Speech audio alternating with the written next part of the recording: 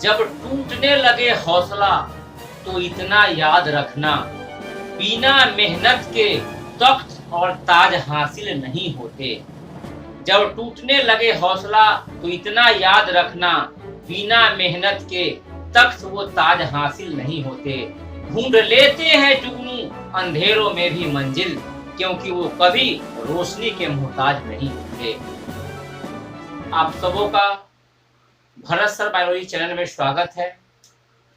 आज हम लोग बहुत ही महत्वपूर्ण टॉपिक नियंत्रण एवं समन्वय, कंट्रोल एंड कोऑर्डिनेशन पे चर्चा करने वाले हैं। आप सभी जानते हैं कि सजीव के बहुत से लक्षण हैं। Living beings have various characteristics. तो उसमें कंट्रोल एंड कोऑर्डिनेशन, नियंत्रण एवं समन्वय भी सजीवों का एक प्रमुख लक्षण है। और आज हम लोग इसी पे चर्चा करेंगे, इसी की समझ विकसित करेंगे। चलिए हम लोग खेल की मैदान की ओर रुख करते हैं। आप फुटबॉल खेलते हो, आप क्रिकेट खेलते हो, वॉलीबॉल खेलते हो, बैडमिंटन खेलते हो। आपने महसूस किया होगा कि जब आप क्रिकेट खेलते हो और कोई गेंदबाज बॉलर जब अपनी बॉलिंग करते हैं तो एक निश्चित स्टेप्स पे वो रनअप लेते हैं, और रनअप लेने के बाद जब वो बॉल फेंकते हैं तो एक निश्चित जो क्रीच होता है वहां पे रुक करके और बॉल ऐसे फेंकते हैं। यहाँ वहां देखा जाता है कि किस वो कंट्रोल में है। बॉल अगर उनका स्टेप आगे बढ़ता है तो नो बॉल हो जाता है। वहां देखिए दूसरी स्थिति देखिए, जब एक बॉलर गेंद को करता है और बैट्समैन उसको उड़ा देता है और फील्ड में जब ऊपर गेंद होती है और वह बाउंड्री के अंदर होता है, उसे खिलाड़ी इस तरह से क्या देखिए किस तरह से ये पहले सबसे पहले आंख से देखता है, उसके बाद अपने बॉडी को वहां ले आता है, हाथ का एक संतुलन बनाता है और इस तरह से कैच ऐसे लेता है। यानी इस परिस्थिति में आप क्या देखते हैं, उधर से दूसरा खिलाड़ी करता है catch it catch it catch it, catch ले लेता है। अगर कैच छूटता है तो ओफ मिस द कैच। जरा इस परिस्थिति को सोचे, यहां क्या हुआ, गेंद जब ऊपर गया तो खिलाड़ी ने सबसे पहले अपनी आंखों से उसे देखा, देखने के बाद अपने शारीरिक संतुलन यानी शरीर के विभिन्न अंग, पैर हाथ के माध्यम से वहां तक वो पहुंचा, पैरों के माध्यम से। उसके बाद अपने दोनों हाथों को एडजस्ट करते हुए, समन्वय बनाते हुए वो इस तरह से लिया और फिर वो पकड़ने के बाद एक बिल्कुल नियंत्रित तरीके से पकड़ के खींचा। यानी इस पूरी प्रक्रिया में देखा कहीं न कहीं समन्वय और नियंत्रण था। आप जब साइकिल से या मोटरसाइकिल से रोड पे चलते हैं और ब्रेकर होता है तो तुरंत आप उसको थोड़ा स्लो करते हैं या ब्रेक लेते हैं। आप जब चलते हैं और सड़क पे कहीं कीचड़ होता है तो जहाँ कीचड़ जिस भाग में होता है तो रास्ते को इस तरह से मूव कर लेते हैं वहां से छोड़ करके, या फिर आप ओवर स्टेपिंग करके जंप करते हुए उसको पार करते हैं। ये क्या है बच्चों, ये ही तो समन्वय और नियंत्रण है। और ये समन्वय और नियंत्रण दिखता है। जरा सोचिए कि आपकी मम्मी जब आपके पास खाना परोस देती है, अब जब खाना परोसती है तो सबसे पहले आप उसको मम्मी आज बहुत अच्छा खाना बनाई है, आप अपने आंखों से उसे देखते हैं। आंख से देखने के बाद क्या करते हैं, उस भोजन का जो सुस्वादु जो गंध आता है तो आप उसे बड़ी स्वादिष्ट लग रहा है। अब क्या करता है कि आपका मुंह चटपटाने लगता है, आप अपनी हाथों को उसको लेते हैं, पकड़ते हैं। पकड़ने के बाद नाक में नहीं डालते हैं, कान में डालते हैं, नाक में नहीं मुंह में डालते हैं। मुंह में डालते हैं तो फिर दांत और जीभ उसका काम शुरू होता है, जॉज के द्वारा मास्टिकेशन होता है और मास्टिकेशन के बाद क्या होता है, फिर सलाइवरी ग्लैंड से सलाइवा निकलता है, मिलता है और पाचन क्रिया शुरू होता है। इस परिस्थिति में आंख, नाक, मुंह, जॉ मसल्स, सलाइवा, ये सभी चीजें जो है मिल करके इस प्रक्रिया में काम किया, यानी सबका कोऑर्डिनेशन हुआ। आप जानते हैं कि मानव शरीर में लगभग 10 ऑर्गन सिस्टम है और उस अंग तंत्र में चाहे वह इंटेगुमेंट्री सिस्टम है, चाहे वह स्केलेटल सिस्टम है, मसल सिस्टम है, मस्कुलेटरी सिस्टम है, या फिर डाइजेस्टिव सिस्टम है, रेस्पिरेटरी सिस्टम है, या एक्सक्रीटरी सिस्टम है, या सर्कुलेटरी सिस्टम है, या नर्वस सिस्टम है, या रिप्रोडक्टिव सिस्टम है, या सेंस ऑर्गेन्स है, या फिर इंडोक्राइन सिस्टम है। ये सभी सिस्टम एक साथ मिलकर के आपस में कोऑर्डिनेशन करते हैं, समन्वय स्थापित करते हैं, तब जाकर के यह मानव रूपी मशीन जो है, ये शरीर रूपी मशीन अच्छा से काम करता है और हम किसी बहुत स्वस्थ तरीके से किसी कार्य का संपादन करते हैं। तो अब तो बात हुई कि आप कोऑर्डिनेशन कंट्रोल समझ गए, आपको लिखने की बात होती है कि कैसे लिखेंगे। तो जब आप खेल के मैदान में होते हैं तो अपने मित्र को जोर से पुकारते हैं, ए रमेश सुन सुन सुन सुन सुन सुन, ए मुकेश ले जा। आप कहते हैं जोर से, लेकिन जब आप वर्ग कक्ष में होते हैं, क्लास में होते हैं, मुकेश सुनो ना प्लीज सुनो ना, यह आपकी भाषा बदल जाती है। यानी यहाँ आप धीमी आवाज, मुकेश प्लीज सुनो ना। खेल के मैदान, ए मुकेश सुन सुन सुन सुन, दैट मीन्स आप वहां जो आपकी आवाज जो है तीव्र हो जाती है जब मैदान में वही होते हैं तो, और वही वर्ग कक्ष में है या फिर आप लोगों के समूह के बीच में है तो बहुत आप धीरे से बोलते हैं, मुकेश प्लीज सुनो ना, मुकेश सुनो ना। दैट मीन्स आपकी आवाज जो है वो धीमी हो जाती है। यानी प्रतिक्रिया या अनुक्रिया घटनाओं एवं परिस्थितियों पर निर्भर करती है।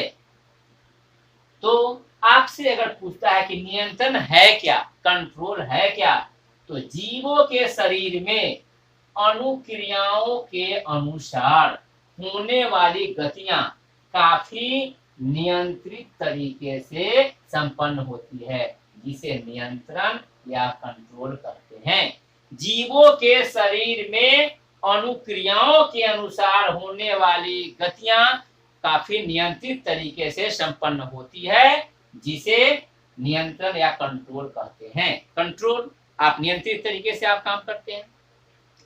अब भोजन करते वक्त भी आप वही करते हैं कि सर्वप्रथम अपनी आंखों से भोजन को देखते हैं, नाक से सुगंध प्राप्त करते हैं, हाथ से भोजन को पकड़कर मुंह में डालते हैं, मुंह खुलता है, अंतर ग्रहण होता है, दांत और जौ मसल्स मिलकर के चबाते हैं, मास्टिकेशन करते हैं, लार ग्रंथि से लार मिलता है, जीभ स्वाद ग्रहण करते हैं और पाचन क्रिया शुरू होती है। यानी इन सभी कार्यों में, चाहे वो भोजन लेना हुआ, भोजन को देखना हुआ, चबाना हुआ, निगलना हुआ, लार का उसमें मिलना हुआ, सभी एक आपसी तालमेल से होती है, यानी कोऑर्डिनेशन होता है उसमें। तो कोऑर्डिनेशन या समन्वय क्या है आपसे पूछा जाएगा, तो आप क्या बताओगे? अनुक्रियाओं में भाग लेने वाले संबंधित अंगों के साथ साथ आपसी तालमेल में कार्य करना समन्वय, कोऑर्डिनेशन कहलाता है। अब यहाँ टॉपिक है कंट्रोल एंड कोऑर्डिनेशन, नियंत्रण एवं समन्वय। तो नियंत्रण एवं समन्वय से आप क्या समझते हैं? तो आप क्या लिखेंगे? जीवों में अनुक्रियाओं के अनुसार होने वाले गतियों का कुशल संचालन नियंत्रण एवं समन्वय, कंट्रोल एंड कोऑर्डिनेशन कहलाता है। जीवों में अनुक्रियाओं के अनुसार होने वाले गतियों का कुशल संचालन नियंत्रण एवं समन्वय कहलाता है। कुशल संचालन, इसका मतलब friends, control is the power of restraint and regulation by which something can be started, slowed down, expedited or stopped.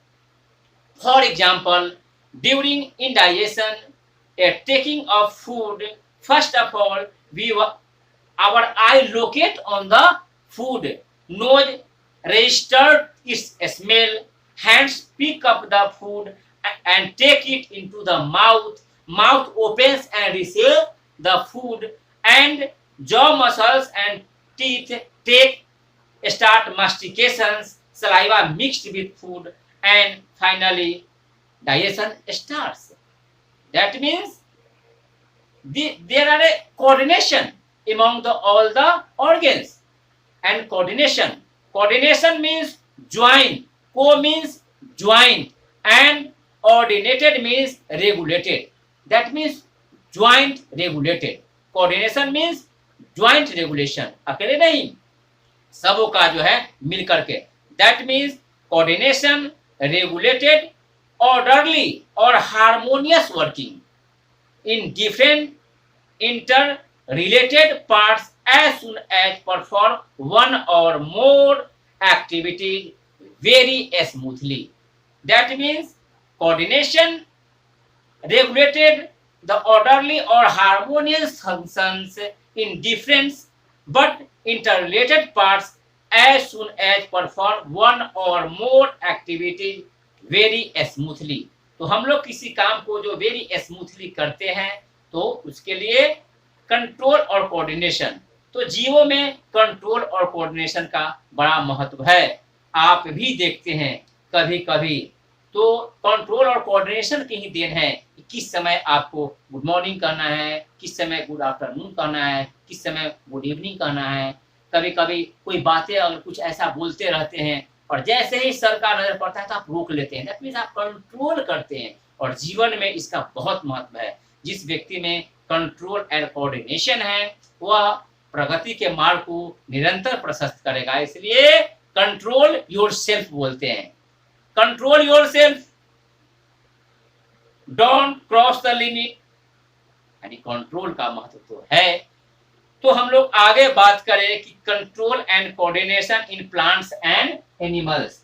तो इसे आप इस डेफिनेशन को आप लिख ले बच्चों। पौधे तथा जंतुओं में उद्दीपन, स्टिमुलेशन अलग अलग प्रकार के होते हैं। जंतुओं में स्पष्ट दिखता है क्योंकि उसकी संवेदनशीलता और उद्दीपन दोनों में होने वाले गत्यात्मक साइकोमोटर्स मूवमेंट क्रियाओं द्वारा दिखता है।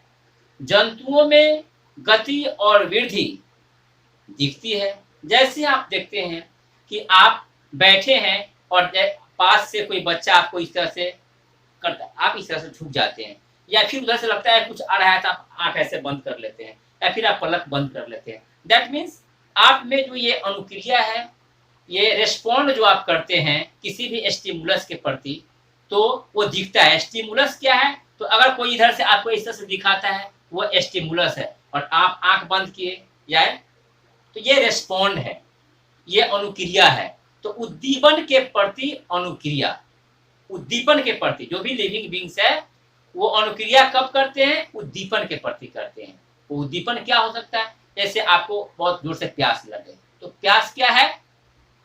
क्या है? उद्दीपन है, स्टिमुलस है और आप तुरंत पानी लेकर के पिए, ये रिस्पॉन्ड है। अगर कोई आपको आंख दिखाया तो उसने आंख दिखाया यानी आपको स्टिमुलस वहां है और आप उसके प्रत्युत्तर में कहते हैं, दैट मीन्स ये क्या है? रिस्पॉन्ड करना है। तो ये जंतुओं में, एनिमल्स में स्पष्ट दिखता है फ्रेंड्स, लेकिन प्लांट्स आप जानते हैं कि एक जगह ही स्थिर होते हैं और पौधों में जो उद्दीपन है, जो स्टिमुलस है, वो क्रिया सीमित होती है। पौधे में हम लोग जंतुओं की तरह ज्ञान इंद्रिया और तंत्र नर्वस सिस्टम नहीं होते हैं। तो सबसे पहले हम लोग बात करें control and coordination in plants. Control and coordination in plants की हम लोग बात करें, पौधों में क्या होता है। तो आप जान गए कि एक छोटा बीज एक विशाल वृक्ष का निर्माण कर देता है। पौधे में पाई जाने वाली इस प्रकार की वृद्धि जो है जंतुओं की गति से क्या होता है? भिन्न होती है। छोटे बीज अंकुरित होकर एक बड़ा वृक्ष बनता है और इसमें एक ही प्रकार की गति होती है, सीधे ऊपर वो चली जाती है, जिसे वृद्धि दर्शाती है। पौधे में सतत वृद्धि होती है। जहां तक उद्दीपन के लिए तत्काल अनुक्रिया का प्रश्न है तो आप कुछ पौधे जिसके बारे में आप जानते हैं और एक पौधे के बारे में खूब जानते हैं जिसको आप कहते हैं छुई मुई। क्या कहते हैं? Touch, touch me not, touch me not, इसको क्या बोलते हैं? छुई मुई। तो टच मी नॉट प्लांट का, जिसे हिंदी में छुई मुई कहते हैं, लाजवंती का पौधा भी बोलते हैं।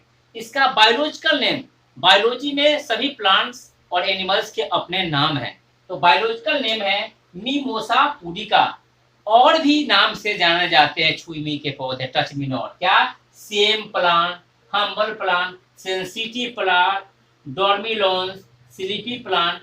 तो इस रूप में छुई मुई के पौधे जाने जाते हैं।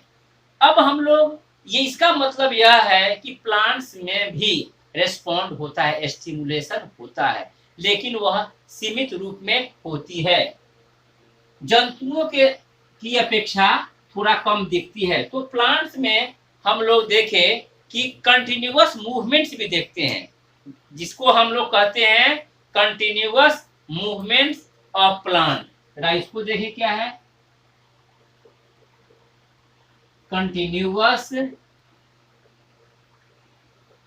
मूवमेंट ऑफ प्लांट्स, यानी पौधों में सतत गति, या इसके लिए वृद्धि प्रेरित गति भी कहते हैं।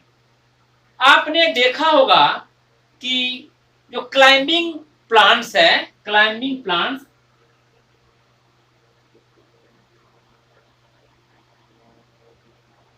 मटर के पौधे में देखा होगा या पंपकिन्स वगैरह में, कि जब किसी सहारे के, किसी सपोर्ट के संपर्क में आता है, तो जो हिस्सा सहारे के संपर्क में रहता है उसमें वृद्धि कम होती है, लेकिन जो सहारे से दूर रहता है उसमें वृद्धि तीव्र होता है, उसमें वृद्धि तीव्र होता है और उसे वह घेर लेता है। क्या देखे, मटर के पौधे जब किसी सहारे के संपर्क में आता है, तो जो भाग सहारे के संपर्क में रहता है वहां वृद्धि कम होती है, और जो सहारे से दूर होता है वह भाग अधिक तीव्र गति से वृद्धि करके उस सहारे को घेर लेता है। इसका मतलब यह हुआ कि मटर के पौधे की वृद्धि स्पर्श के लिए एक निश्चित दिशा में संवेदनशील होती है, यानी सेंसिटिवनेस होता है उसमें एक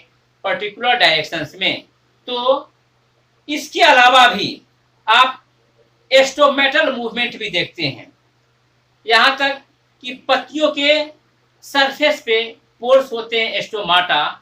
the opening and closing of stomata is controlled by changes in the turgor pressure of guard cells and is coordinated with light and darkness, यानी पत्तियों में जो पत्ररंध्र है वो द्वार कोशिकाओं के टर्गर प्रेशर, स्फीत दाब के कारण खुलता और बंद होता है, लेकिन it is also coordinated by light and darkness, अंधेरे और रोशनी से वह समन्वित होती है, उसका कोऑर्डिनेशन होता है। इसका मतलब है कि एस्टोमेटल मूवमेंट भी कहीं ना कहीं लाइट और डार्कनेस से कोऑर्डिनेट होते हैं। पौधे में ट्रॉपिक मूवमेंट्स देखने को मिलता है। ट्रॉपिक मूवमेंट्स है क्या, तो ट्रॉपिक मूवमेंट्स देखें क्या है।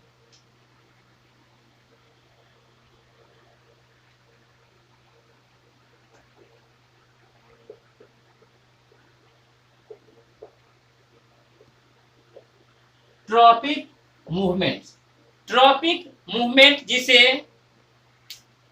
अनुवर्तन गति कहते हैं या अनुवर्तनी गति कहते हैं, अनुवर्तन गति या अनुवर्तनी गति, और इसे ट्रॉपिज्म भी कहते हैं। क्या कहते हैं, ट्रॉपिज्म भी कहते हैं। तो अनुवर्तन है क्या, the movement of an organism, the movement of an organism in the direction of a stimulus or away from it is called tropic movement और ट्रॉपिज्म, यानी पौधे के अंगों में स्टिमुलस की ओर, उद्दीपन की ओर या उद्दीपन से विपरीत ओर की जाने वाली गति को ही अनुवर्तन गति या अनुवर्तनी गति, ट्रॉपिक मूवमेंट या ट्रॉपिज्म कहते हैं।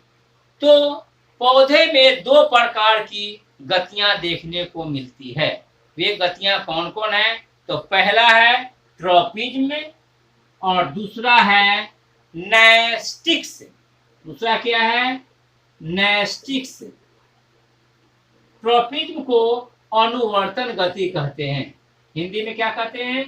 अनुवर्तन गति, या इसे दूसरा नाम है अनुवर्तनी गति, और नेस्टिक्स का नाम है अनुकुंचन। अनुकुंचन। तो हम लोग अब देखेंगे कि ट्रॉपिज्म या अनुवर्तन है क्या। The movement of an organism in the direction of stimulus और away from it is called tropism. तो टाइप्स ऑफ ट्रॉपिज्म हम देखेंगे।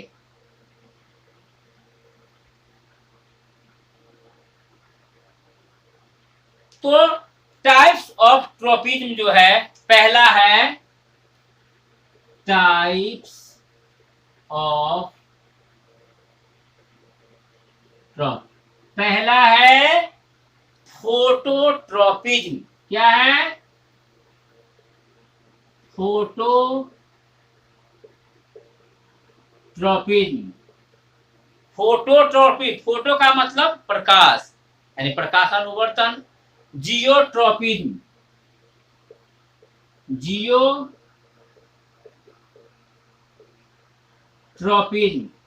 केमोट्रॉपिज्म, तीसरा क्या है? केमोट्रॉपिज्म। चौथा क्या है? हाइड्रोट्रॉपिज्म। हाइड्रो। और पांचवा है सिग्मोट्रॉपिज्म। इसे हिंदी में क्या कहते हैं? प्रकाशानुवर्तन। प्रकाशानुवर्तन,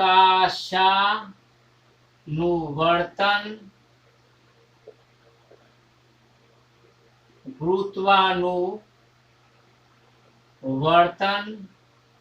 गुरुत्वानु। उसके बाद है केमो, रसायनानुवर्तन।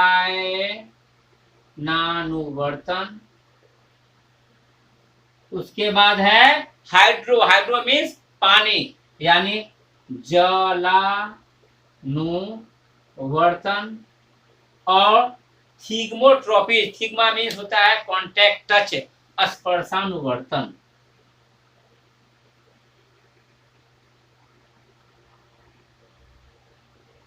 ये ट्रॉपिज्म 5 प्रकार के हो गए। Tropism, movement of the organism, movement of an organism, of the direction of stimulus और far from it is called tropism, यानी पौधे के विभिन्न अंगों का उद्दीपन की ओर या उद्दीपन की से दूर गति करने को ही अनुवर्तन गति कहते हैं। और जो 5 प्रकार के होते हैं, फोटोट्रॉपिज्म, जियोट्रॉपिज्म, केमोट्रॉपिज्म, हाइड्रोट्रॉपिज्म और थिग्मोट्रॉपिज्म। तो अब हम लोग एक एक करके देखेंगे कि फोटोट्रॉपिज्म क्या है। फोटोट्रॉपिज्म यानी प्रकाशानुवर्तन, जैसा कि स्पष्ट है, पौधे के किसी भाग का प्रकाश की ओर मूव करना, प्रकाश की ओर गति करना, प्रकाश की ओर बढ़ना ही प्रकाशानुवर्तन है। Phototropism is the tropic response of organism to light. किसकी ओर? रोशनी की ओर। आप देखते होंगे कि आप मनी प्लांट अगर अपने घर में लगाए हुए हैं, तो अगर खिड़की के आसपास है, देखिएगा वो खिड़की की ओर जिधर से रोशनी आ रही है उधर वह तेजी से मूव करना शुरू कर देता है। यहाँ तक कि अगर खिड़की खुली हुई रहती है तो वह खिड़की से निकल भी जाती है, यानी प्रकाश की ओर वो मूव करने लगता है मनी प्लांट। इसके अलावा आप देखिएगा सनफ्लावर को देखें।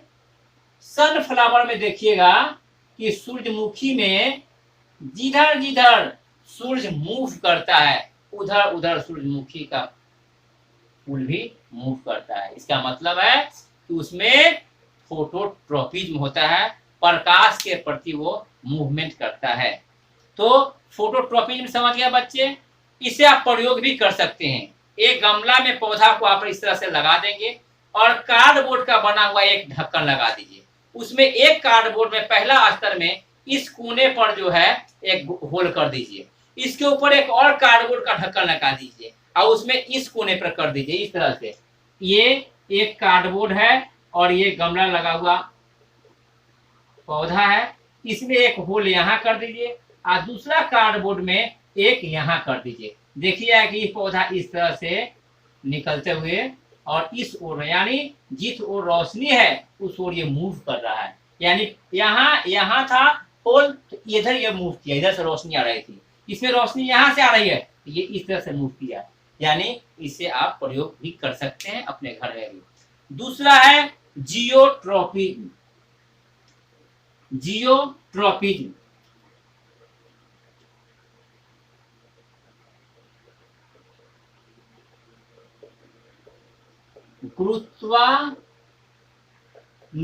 गुरुत्वानुवर्तन। गुरुत्वानुवर्तन इसका मतलब यह है कि प्रकाश के विपरीत दिशा में यानी पृथ्वी की ओर मूवमेंट होता है। That means geotropism is the tropic response of organism to gravity. गुरुत्व की ओर, geotropism is the tropic response of organism to the gravity, यानी ग्रेविटी की ओर, गुरुत्व की ओर जब पौधे का भाग का मूवमेंट होता है उसे गुरुत्वानुवर्तन करते हैं। आप देखते हैं कि जब पौधे में अंकुरित होता है तो उसका जो है जड़ जमीन की ओर प्रकाश के विपरीत दिशा में इस तरह से, अगर कोई बीज अंकुरित होता है तो ये शूट ऊपर की ओर और ये हेडिकिस इसके जमीन की ओर है, ये मूव करता है। तो ये प्रकाश के विपरीत दिशा में गुरुत्व की ओर, ग्रेविटी की ओर इसमें मूवमेंट होता है। तो इससे इस मूवमेंट को क्या कहेंगे? जियोट्रॉपिज्म, गुरुत्वानुवर्तन। उसके बाद है केमोट्रॉपिज्म। तीसरा क्या है? तीसरा है केमोट्रॉपिज्म और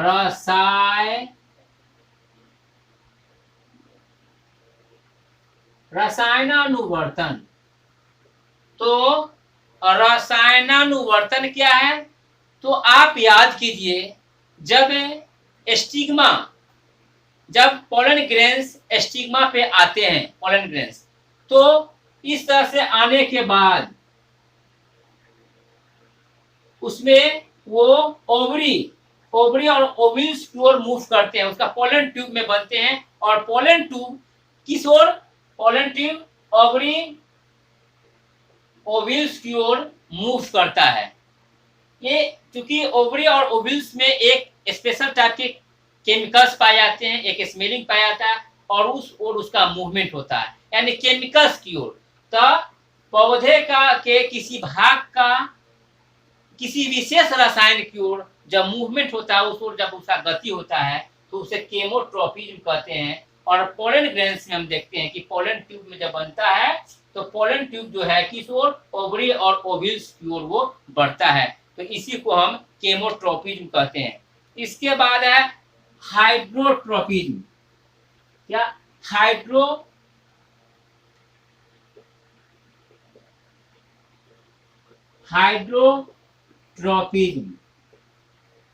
तो हाइड्रोट्रॉपिज्म क्या है? तो हाइड्रोट्रॉपिज्म जो है ये पौधे का the growth of the plant parts towards और away from water is called hydrotropism. और roots are positively hydrotropic, that means they grow towards water in the soil. तो पौधे का जड़ों का, प्रायः जड़ों क्या है? वो जल की ओर जो है मूव करते हैं, तो वैसी स्थिति में उसको हाइड्रोट्रॉपिज्म, जलानुवर्तन कहते हैं। और अंतिम में है थिग्मोट्रॉपिज्म। क्या है? थिग्मोट्रॉपिज्म। थिग्मोट्रॉपिज्म स्पर्शानुवर्तन।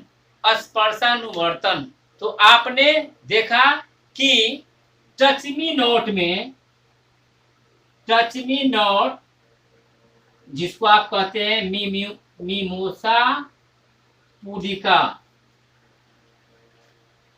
तो मिमोसा पुडिका में आपने देखा छुई मी के पौधे में कि जब उसके लिप्स को कोई टच करता है तो वह सिकुड़ जाती है, वह मुरझा जाती है, वह शर्मा जाती है। तो स्पर्श के द्वारा, टच के द्वारा, the tropic response of organism to touch और contact with the solid surface is called thigmotropism.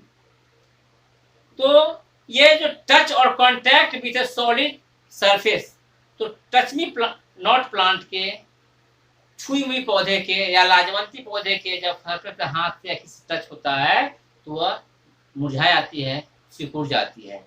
तो इस तरह से ट्रॉपिज्म जो है, अनुवर्तन जो है, में 5 तरह की गतियां, मूवमेंट, पौधे जो है रेस्पॉन्स जो है, पौधे का जो रेस्पॉन्ड होता है स्टिमुलस के प्रति, चाहे वो लाइट के प्रति हो या ग्रेविटी के प्रति हो या केमिकल्स के प्रति हो या वाटर हो या टच से, इस तरह से फोटोट्रोपिज्म, जियोट्रोपिज्म, केमोट्रोपिज्म, हाइड्रोट्रोपिज्म और थिग्मोट्रोपिज्म 5 तरह के हमने अनुवर्तन, movement of the plant parts specific towards the respond stimulus के प्रति हमने देखा। अब अंगों में परिवर्तन का एक और प्रकार होता है नॉस्टिक परिवर्तन या अनुकुंचन। अब हम लोग अनुकुंचन के बारे में देखेंगे। तो हम लोग नास्टिक मूवमेंट्स क्या है, अनुकुंचन गतियां क्या है। तो सबसे पहले, इसके पहले अनुवर्तन गतियां हमने देखा था, ट्रॉपिज्म, ट्रॉपिक मूवमेंट। अब नास्टिक मूवमेंट तो वे गतियां जिनमें पौधे का भाग न तो उद्दीपक की ओर या न तो उद्दीपक से दूर गति करते हैं, यानी उद्दीपक की ओर या उस ओर गति नहीं करते हैं, जबकि ट्रॉपिज्म में हमने देखा है कि उस ओर गति करते हैं, उसकी ओर अनुवर्तन उसमें होता है। लेकिन इसमें अनुकुंचन गतियां में पौधे का भाग न तो स्टिमुलस की ओर मूव करता है और न ही स्टिमुलस से दूर होता है। और ये 3 प्रकार के होते हैं, थिग्मोनास्टिक, स्पर्शानुवर्तन कुंचन, स्पर्शानुकुंचन, फोटोनास्टिक, प्रकाशानुकुंचन और हाइड्रोनास्टिक, जलानुकुंचन। थिग्मोनास्टिक क्या है? थिग्मोनास्टिक प्रकाशानुकुंचन पौधे के अंगों द्वारा स्पर्श की अनुक्रिया पर जो गति होती है, स्पर्श करने पर जो गति होती है, जैसे कि आपने देखा छुई मुई के पौधा मिमोसा पुडिका में छूने पर क्या होता है, न उस ओर है न उससे दूर, बस वो सिर्फ झुक जाती है अपनी ओर। फोटोनास्टिक प्रकाशानुकुंचन पौधे के अंगों द्वारा प्रकाश के प्रति जो गतियां होती है, प्रकाश के प्रति जो गति होती है उसे ही प्रकाशानुकुंचन। जैसे आप देखते हैं कि सूरज की रोशनी में कुछ फूल खिलते हैं और जैसे ही रोशनी बंद हो जाती है तो फूल बंद हो जाते हैं। तो ऐसी स्थिति में प्रकाश की उपस्थिति में फूल का खिलना या बंद होना, ये प्रकाशानुकुंचन है। और इसके बाद जो है तीसरा हाइड्रोनास्टी है, जलानुकुंचन, यानी जल की उपस्थिति में पौधे में मूवमेंट्स होना। जैसे कुछ पौधे की पत्तियां जल की उपस्थिति में खुलती है और जल जैसे ही खत्म होती है तो सिकुड़ जाती है और जल की उपस्थिति फैल जाना, यानी जल के प्रति जो है वो क्रिया होना। अब यहाँ एक प्रश्न कभी कभी बच्चे उलझ जाते हैं, चाहे वो ऑब्जेक्टिव हो या खास करके मेडिकल्स के बच्चों में ये होता है, नीट वगैरह में ये क्वेश्चन बड़ा उलझाता है। वो क्या है? थिग्मोट्रोपिज्म एंड थिग्मोनास्टी क्या है? थिग्मोट्रोपिज्म स्पष्ट देंगे बच्चों, ध्यान देंगे, प्रकाश स्पर्शानुवर्तन और दूसरा है स्पर्शानुकुंचन। थिग्मोट्रोपिज्म में क्या है कि थिग्मोट्रोपिज्म पौधे के अंगों के द्वारा वैसी गति है जो उद्दीपक की ओर या उद्दीपक से दूर, स्टिमुलस की ओर या स्टिमुलस से दूर, जैसा कि जैसे लौकी, कद्दू, करेला, अंगूर में देखते हैं कि सपोर्ट की ओर उसमें मूवमेंट होता है। अगर देखे हैं या मटर के पौधे हो, करेला हो, अंगूर हो, सपोर्ट की ओर मूव करता है और उसको वो घेरता है, वो क्या है, थिग्मोट्रोपिज्म है। जबकि थिग्मोनास्टी, स्पर्शानुकुंचन, या जब कोई चीज को हम स्पर्श करते हैं तो उस ओर या उससे दूर नहीं, गति नहीं होती है, वो अपने या जगह पे वो सिकुड़ जाती है। तो यह माइन्यूट अंतर है थिग्मोट्रोपिज्म और थिग्मोनास्टी में, जो बच्चे कभी कभी कंफ्यूज होते हैं। यानी पुडिका मिमोसा में, छुई मुई में थिग्मोनास्टी होता है, जबकि अंगूर, मटर, करेला, लौकी में क्या होता है, थिग्मोट्रोपिज्म होता है। अब हम लोग पौधे में ये मूवमेंट्स के बारे में देखा कि ट्रोपिज्म क्या होता है और नॉस्टिक मूवमेंट्स क्या होता है। अब हम पौधे में समन्वय और नियंत्रण क्या तंत्रिका द्वारा होता है, क्या ज्ञानेंद्रियां द्वारा होता है, नहीं होता है। तो आखिर और कौन सी प्रक्रिया है, वह कौन से ऐसे उसमें गतिविधियां होती है जिससे फल फूल का बढ़ना, जड़ों का विकास, पत्तियों का झरना, फूल का खिलना। तो अब हम लोग पौधे में समन्वय और नियंत्रण के लिए तंत्रिका तंत्र विकसित नहीं होते, उसमें ज्ञानेंद्रियां नहीं होता है। तो पौधे में आपने देखा कि रासायनिक समन्वय सिर्फ होता है, उसमें तंत्रिका तंत्र का अभाव होता है, उसमें ज्ञानेंद्रिया का अभाव होता है। तो पौधों में जैविक क्रियाओं के बीच समन्वय स्थापित करने वाले रासायनिक पदार्थ को पादप हार्मोन्स या फाइटो हार्मोन्स, यानी प्लांट हार्मोन्स को फाइटो हार्मोन्स कहते हैं। और ये लघु मात्रा में पहुंचकर वृद्धि और अनेक उपापचय क्रियाओं को नियंत्रित प्रभावित करते हैं। ये प्रकाश संश्लेषण से लेकर के फूलों का लगना, फूलों का झरना, कली का विकास, सड़े गले पत्तों का झरना, ये सारी क्रियाओं का यो संपन्न करते हैं। इसलिए इन्हें जो वृद्धिक नियंत्रक पदार्थ, ग्रोथ रेगुलेटर्स भी कहते हैं। तो अब प्रश्न भी बोर्ड में पूछे जाते हैं कि किन्हीं दो पादप हार्मोन्स के नाम और उसके कार्य लिखें। तो बच्चों, आपको पादप हार्मोन्स के नाम आपकी स्मृति में होने चाहिए, आपकी मेमोरी में होने चाहिए। तो ये पादप हार्मोन्स हैं क्या? पादप हार्मोन्स किसे कहते हैं? तो आप नोट कर लीजिए, पौधों की जैविक क्रियाओं के बीच समन्वय स्थापित करने वाले रासायनिक पदार्थ को पादप हार्मोन, फाइटो हार्मोन कहते हैं। और पौधों में मुख्य रूप से 5 प्रकार के पादप हार्मोन पाए जाते हैं। पहला ऑक्जिन्स, दूसरा जिबरेलिन, तीसरा साइटोकाइनिन, चौथा एब्सिसिक अम्ल और पांचवा इथाइलिन। ये आपके जुबा पे होने चाहिए friends. Auxins, gibberellin, cytokinins, abscisic acid और इथाइलिन। एब्सिसिक एसिड को एबीए हार्मोन्स भी कहते हैं। अब हम लोग एक एक करके देखें। पहला क्या है? तो पहला है ऑक्जिन्स। तो ऑक्जिन्स का क्या कार्य है? तो ऑक्जिन्स जो है पौधों में कोशिका दीर्घन, सेल इलोंगेशन और तने की वृद्धि में सहायक है। यानी कोशिका दीर्घन, सेल इलोंगेशन एवं तने की वृद्धि में क्या है? तने की वृद्धि में यह सहायक है। जड़ की वृद्धि को भी यह नियंत्रित करता है। जड़ की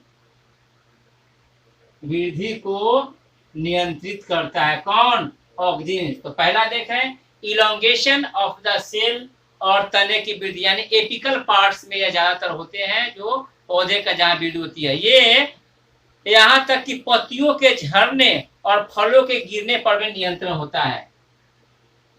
पत्तियों के झरने एवं फलों के गिरने पर भी नियंत्रण इनका होता है। और साथ ही ये कभी कभी कुछ पौधों में खरपतवार नाशी का भी काम करते हैं। तो इस तरह से हमने देखा कि ऑक्जीन्स का क्या कार्य है। कोशिका दीर्घन और तने की वृद्धि करते हैं, जड़ की वृद्धि को नियंत्रित करते हैं, पत्तियों के झरने और फलों के झरने में नियंत्रित करते हैं, और फलों का विकास में मदद करते हैं। तो हम लोग ऑक्जीन्स को देख लिए बच्चों, नोट भी साथ साथ करते जाएंगे। इसके बाद हम लोग अब बात करेंगे जिब्रेलिन्स के। तो जिब्रेलिन्स जो दूसरा फाइटो हार्मोन्स है, जिब्रेलिन्स जो है भी कोशिका विभाजन और कोशिका दीर्घन में सहायता करते हैं। यानी जो आपने ऑक्जीन्स का काम देखा, इसका भी वो काम है, ये भी cell elongation and stem growth में मदद करता है।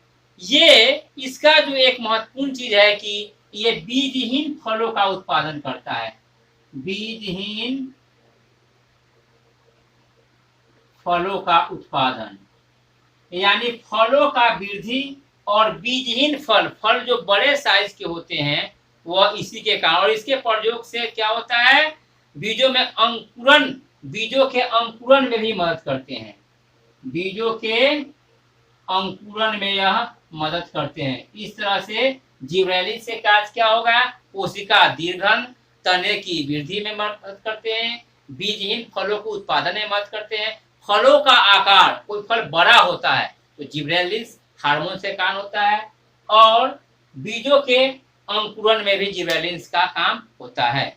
अब हम लोग साइटोकाइनिन की ओर रुख करें तो तीसरा पादप हार्मोन है साइटोकाइनिन।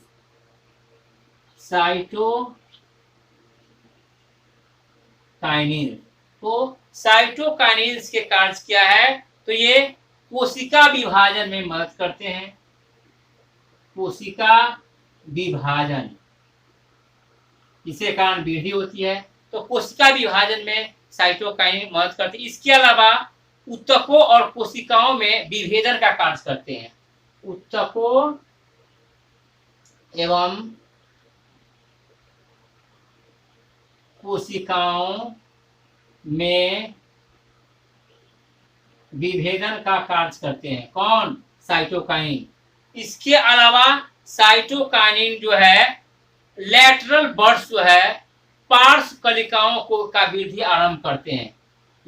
पार्श्व कलिकाओं का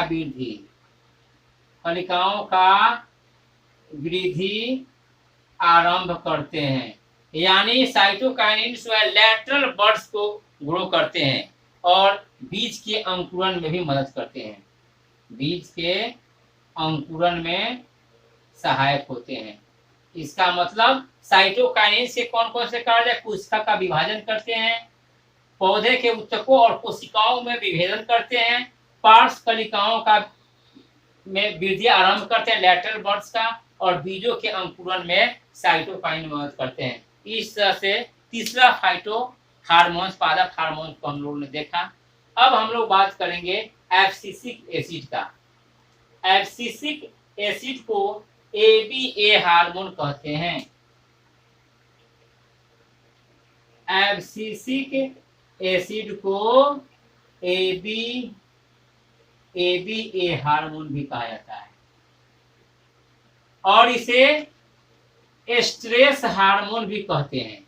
यह ऑब्जेक्टिव में पूछा जाता है बच्चों, इसको क्या बोला जाता है, स्ट्रेस हार्मोन में है। ये पौधों के वृद्धि को रोकता है, पौधों के वृद्धि को रोकता है यानी सीमित करता है, और ये वाष्पोत्सर्जन को नियंत्रित करता है। किसको, वाष्पोत्सर्जन को का नियंत्रण करता है। इसके अलावा बीज और कलिकाओं को सुसुप्त अवस्था में, डोर्मेंट स्टेज में लाता है। बीज और कलिका को, बीज कली को सुसुप्त अवस्था, डोर्मेंट स्टेज में यह लाता है। इसके अलावा ये फल और फूल को, जो सड़े गले जो पत्तियां होते हैं, सड़े गले पत्तियां फूल फल को अलग करते हैं, यानी सड़े गले पत्तियां को पेड़ से अलग करते हैं। पतझड़ आता है, पत्ती जो झड़ते हैं पौधे से, तो ये एब्सिसिक एसिड के कारण इसे स्ट्रेस हार्मोन भी कहते हैं। और अंतिम जो है इथिलीन, तो अंतिम जो हार्मोन है बच्चे वो इथिलीन है। इथिलीन को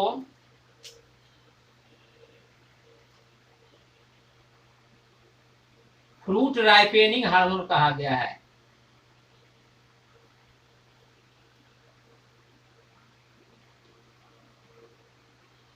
यानी फल पकाने वाला हार्मोन इसे कहा गया है। ये पौधों की चौड़ाई में वृद्धि करता है,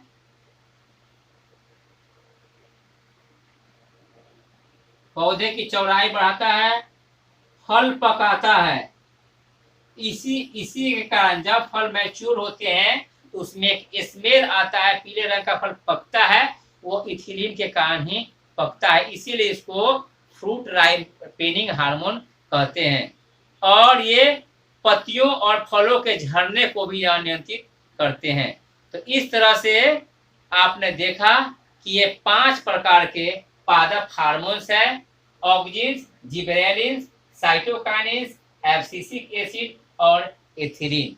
इस तरह से आज हम लोग इस वीडियो में बच्चों पौधों में समन्वय और नियंत्रण कैसे होता है, उनमें गतियां किस तरह से होती है, और उसमें जो मूवमेंट्स होता है, चाहे वो ट्रोपिज्म हो या नास्टिक मूवमेंट्स होता है, उसको मैंने देखा। प्लांट्स में ऑर्गन सिस्टम्स, उसमें सेंस ऑर्गन्स या नर्वस सिस्टम नहीं होता है, ज्ञानेंद्रिय और तंत्रिका तंत्र नहीं होता है। पौधे में समन्वय और नियंत्रण होता है हार्मोन्स के द्वारा, फाइटो हार्मोन्स के द्वारा। इस तरह से समन्वय और नियंत्रण की भूमिका को आपने देखा कि किस तरह से जीवन में खेल के मैदान से लेके, घर से लेके, रास्ते से लेके, वर्कआउट से, हर जगह आप समन्वय और नियंत्रण दिखता है आप में, और उसके सहारे ही हम प्रगति के मार्ग को प्रशस्त करते हैं। तो आपको कैसा लगा ये मुझे कमेंट करेंगे, और अब तक यदि आप मेरे इस चैनल को सब्सक्राइब नहीं किया है तो आप इसे सब्सक्राइब कर दीजिएगा। बहुत बहुत धन्यवाद।